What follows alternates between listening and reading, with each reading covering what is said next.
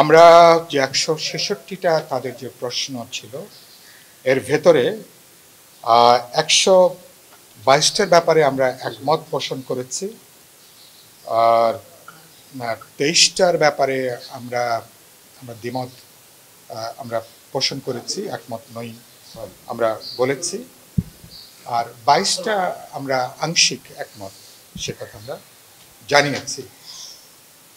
আর গুরুত্বপূর্ণ প্রশ্ন যেটা, যে ওনারা যেভাবে প্রশ্নগুলো উত্থাপন করেছেন কিছুটা বলতে পারেন বাচ্চাদের পরীক্ষার মতন এমসিকিউ পদ্ধতিতে, এই পদ্ধতিকে আমরা খুব বেশি অ্যাপ্রিসিয়েট করতে পারিনি। অনেকটা অবজেক্টিভ টাইপ অফ প্রশ্নের মতন করে উত্থাপন করেছেন। তারপরও আমরা ঐক্যমত্য কমিশনের তাদের প্রস্তাবের উপরে তারা যেভাবে ভেবেছেন শ্রদ্ধা জানিয়ে আমরা আমাদের মতামতগুলো আমরা সুনির্দিষ্ট করবার চেষ্টা করেছি। যেটা পরে বলেছি যে আমরা কারণ রাজনৈতিক প্রশ্নে শুধু হান আর মধ্য দিয়ে অনেকগুলো গুরুত্বপূর্ণ প্রশ্নের উত্তরটা যথাযথভাবে দেওয়াটা সম্ভব নয়। সেজন্য বরঞ্চ বিষয়গুলো নিয়ে যদি সুনির্দিষ্ট আলোচনা হয়, আমাদের নির্দিষ্ট অবস্থান কি, অনেক গভীরে যে ডিটেলসে যে আলাপ আলোচনা করা সম্ভব। আমরা বলেছি প্রয়োজন বোধে আমরা অনেকগুলো প্রশ্ন আছে যেখানে আমরা দ্বিমত করেছি বা আংশিক একমত হয়েছি, সেসব ব্যাপারে প্রয়োজনে পরবর্তীতে আমরা আমাদের পূর্ণাঙ্গ বক্তব্য ঐক্যমত কমিশনের কাছে সেটা আমরা জমা দেব। এই পর্যায়ের পরে তারা তো দলগুলোর সাথে তারা ইন্ডিভিজুয়ালি তারা আলোচনা করবেন। আমরা আশা করি আমাদের সঙ্গে যখন আলোচনা হবে তখন আমরা বিস্তারিত যেসব প্রশ্নে আমাদের ভিন্নমত আছে, দ্বিমত আছে বা আংশিকভাবে আমাদের অন্যান্য ব্যাখ্যা আছে, সেগুলোকে আমরা সুনির্দিষ্টভাবে তখন আমরা সেটা হাজির করতে পারব। আজকে আমরা যেটুকু জমা দিয়েছি গুরুত্বপূর্ণ জায়গা থেকে, তো সেখানে মূলত আমরা বলতে চাই যে রাষ্ট্রের নামকরণের ব্যাপারে তারা যেভাবে পরিবর্তনের প্রস্তাবনা ছিল সে ব্যাপারে আমরা আমাদের ভিন্ন মত আমরা প্রকাশ করেছি। আমরা বলেছি নামকরণটা এটা মুক্তিযুদ্ধের মধ্য দিয়ে একটা ঐতিহাসিক প্রেক্ষিত আছে, সে প্রেক্ষিতে আমাদের বাংলাদেশ রাষ্ট্রের নামকরণ হয়েছে সাংবিধানিকভাবে। আমরা মনে করি সেটা অক্ষুণ্ণ থাকা দরকার। দ্বিতীয়ত, আমরা সংবিধানের যে মৌল নীতিমালার যে অংশ, সেই মৌল নীতিমালার অংশকে আমরা অপরিবর্তনীয় হিসাবে বিবেচনা করতে চাই। মনে করছি সেটাকে অক্ষুণ্ণ রাখা দরকার, যেটা এখন এটা যেভাবে আছে। এর কারণটা হচ্ছে যে আমাদের পাকিস্তানি জমানাত 23 বছর, পরবর্তীকালে মুক্তিযুদ্ধ, 30 লক্ষ শহীদ এবং একটা ঐতিহাসিক রাজনৈতিক প্রেক্ষিতে আমরা আমাদের সংবিধানে যে গণতন্ত্র, জাতীয়তাবাদ, সমাজতন্ত্র, ধর্মনিরপেক্ষতার যে মূলনীতি উল্লেখ করা হয়েছিল, সুতরাং সেটা মনে করি এর একটা ঐতিহাসিক তাৎপর্য আছে। 53-54 বছর পরও এর একটা অত্যন্ত গুরুত্বপূর্ণ প্রাসঙ্গিকতা এখনো পর্যন্ত আছে।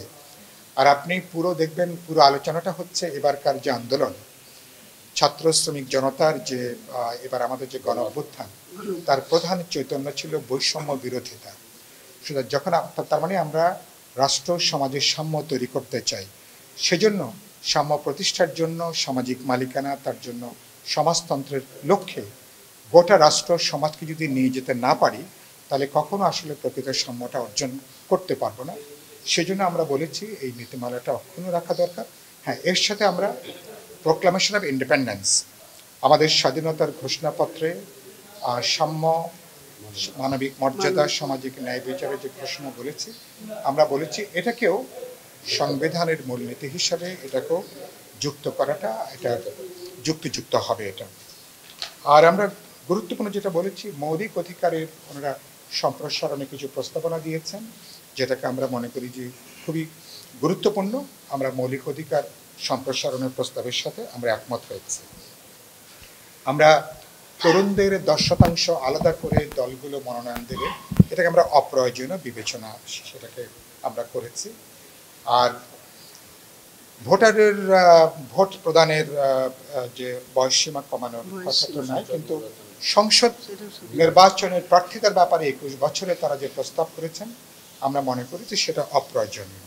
এখন যে 25 বছর যে বয়সসীমা আছে, সংসদ নির্বাচনের প্রার্থিতার বয়সের যোগ্যতা হিসাবে 25 বছরই এটাকে আমরা মনে করি এটা থাকাটা এটা বাঞ্ছনীয়। আর আমরা গুরুত্বপূর্ণ হচ্ছে যেটা যে একই ব্যক্তি তিনি তাদের প্রস্তাবে যেটা ছিল আমরা সেখানে বলেছি যে তিনি প্রধানমন্ত্রী বা যিনি হবেন তিনি একই সাথে সংসদের নেতাও তিনি থাকতে পারেন, কিন্তু দলীয় প্রধানের থাকার ব্যাপারটাকে আমরা একমত হইনি। এই ব্যাপারে আমরা আংশিক একমত আমরা পোষণ করেছি। আমাদের যুক্তিটা হচ্ছে দল তো প্রথমে তার সংসদ নেতা আগে নির্বাচন করে, সংসদের সংখ্যাগরিষ্ঠ দলের তিনি হন সংসদ নেতা, সংসদ নেতাই পরবর্তীকালে তিনি বলতে পারেন প্রধানমন্ত্রীর দায়িত্ব তিনি গ্রহণ করেন। সে কারণের জন্য একই সাথে প্রধানমন্ত্রী এবং সংসদ নেতা হিসাবে তিনি এই ভূমিকাটা পালন করতে পারেন, এটা আমরা বলেছি। সংবিধানের ৭০ অনুচ্ছেদ, যেটা নিয়ে আমাদের বহু পুরনো বিতর্ক, আমাদের দীর্ঘ সমালোচনা ছিল, আমরা মনে করেছি যে এটার আস্থা অনাস্থা ভোটের ব্যাপারে আর অর্থ বিল ছাড়া বাকি প্রশ্নগুলো সম্পর্কে সংসদ সদস্যরা স্বাধীনভাবে তারা মতামত প্রদান এবং তারা ভূমিকা পালন করতে পারবেন, সেভাবে সংশোধনীটা হওয়া দরকার। আর সংখ্যানুপাতিক পদ্ধতির ব্যাপারে তারা প্রস্তাব করেছিলেন ১০০ জন ১০৫ জন, আমরা প্রস্তাব করেছিলাম আমরা প্রস্তাব করেছি ১৫০ জন। আমাদের আপার হাউস যেটা হবে, আপার হাউসে ১৫০ জন সেখানে সদস্য থাকবেন এবং এই উচ্চকক্ষের সদস্যরা দলগুলোর সারা দেশে তাদের প্রতিটা দলের প্রাপ্ত যে ভোট, সেই ভোটের সংখ্যানুপাতিক হারে আপার হাউজের উচ্চকক্ষের তাদের যারা সদস্য হবেন সেভাবে তারা ইলেক্টেড তারা হবেন।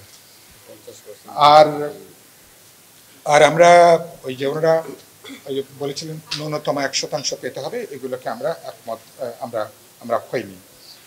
আর আমরা যেটা দু তিনটা কথা খুব গুরুত্বপূর্ণ, নির্বাচন সংস্কারের ব্যাপারে তারা যতগুলো প্রস্তাবনা এসছে আপনারা সবাই নিশ্চয়ই একমত হবেন, গোটা নির্বাচনী ব্যবস্থা বাস্তবে ভেঙে পড়েছে এবং এই নির্বাচনী ব্যবস্থার যখন কিছুটা কার্যকর ছিল তখন আমরা দেখছি যে বিদ্যমান ব্যবস্থার মধ্যে কালো টাকার যে প্রভাব সেটা প্রায় চূড়ান্ত পর্যায়ে, এবং ইতিমধ্যেই সংসদ বলতে পারেন বিত্তবানদের একটা ক্লাবে জাতীয় সংসদ এটা পর্যবেসিত হয়েছিল।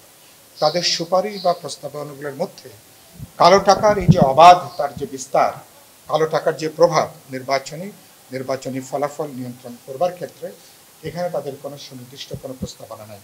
আমরা পরিষ্কার করে বলেছি যে নির্বাচনী সমগ্র প্রক্রিয়াতে কালো টাকার অশুভ এই যে প্রভাব যদি বন্ধ করা না যায়, সত্যি সংসদ প্রকৃত জনদরদী সংগ্রামী, প্রকৃত যারা মানুষের আপনজন, মানুষ যাদেরকে আস্থা রাখতে চায়, এরকম জনপ্রতিনিধি নির্বাচিত হওয়াটা ব্যতিক্রম ছাড়া অসম্ভব প্রায়। সেজন্য কালো টাকার প্রভাব বন্ধ করার ব্যাপারে আমরা বিশেষ জোর দিয়েছি, এটাকে বিশেষ গুরুত্ব দিয়ে এ ব্যাপারে উদ্যোগটা নেওয়া দরকার। সরকার ১৫-১৬টা তারা কমিশন গঠন করেছেন, কিন্তু এ পর্যন্ত খেয়াল করবেন বৈষম্য বিলোপের ব্যাপারে এ পর্যন্ত কোনো কমিশন গঠন হয়নি। বাংলাদেশের এখনকার যে রাজনৈতিক দুরবস্থা তার মূল কারণ আমরা বিবেচনা করি রাজনীতিটা পুরোপুরি দুর্বৃত্তায়িত হয়েছে এবং দুর্বৃত্তরা রাজনীতিকে অনেকখানি তারা নিয়ন্ত্রণ করছে। অর্থাৎ দুর্বৃত্ত রাজনীতি এবং দুর্বৃত্ত অর্থনীতি যেটা অশুভ যে নেক্সাস, এটাই কিন্তু বাংলাদেশকে ধ্বংসের প্রান্তে কিন্তু নিয়ে আসছে। সেজন্য আমরা বলেছি এ ব্যাপারে আলাদা কমিশন গঠন করা দরকার ছিল, কিভাবে সমাজ থেকে বৈষম্য দূর হবে, দুর্বৃত্ত অর্থনীতি এবং দুর্বৃত্ত রাজনীতিকে যদি আমরা বন্ধ করতে না পারি, উপরতলায় যে সমস্ত রাজনৈতিক সংস্কার করতে চাই এটা কিন্তু সাস্টেইনেবল হবে না। এটাকে যে টেকসই বলতে যেটা আমরা বুঝি এটা কিন্তু টেকসই করা যাবে না। তাদের প্রস্তাবে এগুলো ছিল না। আমরা বলেছি এই ব্যাপারে আপনারা উদ্যোগ গ্রহণ করবেন। শেষে আমরা দুটো কথা বলেছি। একটি হচ্ছে যে জাতীয় ঐক্যমত্য কমিশন, আমরা মনে করি তাদের সামনে একটা অসাধারণ একটা সুযোগ তৈরি হয়েছে। সেই সুযোগটা হলো যে আমরা যেহেতু পুরনো ফ্যাসিবাদী জমানায় কেউ আমরা ফিরতে চাই না, তাহলে সে কারণের জন্য রাষ্ট্র, সরকার, প্রশাসনের তার গণতান্ত্রিক সংস্কার, নির্বাহী বিভাগের সাথে আমাদের বিচার বিভাগ এবং আমাদের আইন প্রণয়নী বিভাগের যে যৌক্তিক ভারসাম্যমূলক যে সম্পর্ক, এটাকে নিশ্চিত করা আমরা মনে করি এটা তো অত্যন্ত জরুরি। এই কাজ করার জন্য ঐতিহাসিক যে সুযোগটা তৈরি হয়েছে, জাতীয় ঐক্যমত্য কমিশন তারা এখানে একটা মিডিয়েটর হিসেবে তারা ভূমিকা পালন করতে পারে। বিশেষ কোনো তাদের এজেন্ডা থাকবার কোনো প্রশ্ন নেই। এবং আমরা সে মনে করি কোনো দিকে তারা ঝুঁকে না পড়ে তারা সমস্ত রাজনৈতিক দলগুলোর সঙ্গে আলাপ আলোচনা করে ন্যূনতম যেখানে আমরা একমত হতে পারবো সেখানে যদি আমরা ভিত্তিটা যদি করতে পারি তাহলে কিন্তু বাংলাদেশে অনেকগুলো গুরুত্বপূর্ণ সংস্কার, অনেকগুলো রূপান্তর আমরা কিন্তু করা সম্ভব। কেন এটা বলছি? কারণ আমাদের 31 দফার মধ্যে বিরোধী রাজনৈতিক দলগুলো ইতিমধ্যে আমরা কিন্তু সরকার এই কমিশন গঠন করবার বহু আগে থেকেই আমাদের পাবলিক কমিটমেন্ট আছে যে আমরা রাষ্ট্র, সরকার, সংবিধান, প্রশাসন থেকে শুরু করে সমাজের বিভিন্ন স্তরে কোথায় কী কী পরিবর্তন আমরা করতে চাই। সুতরাং তাদের কাজটা কিছুটা সহজ হয়েছে।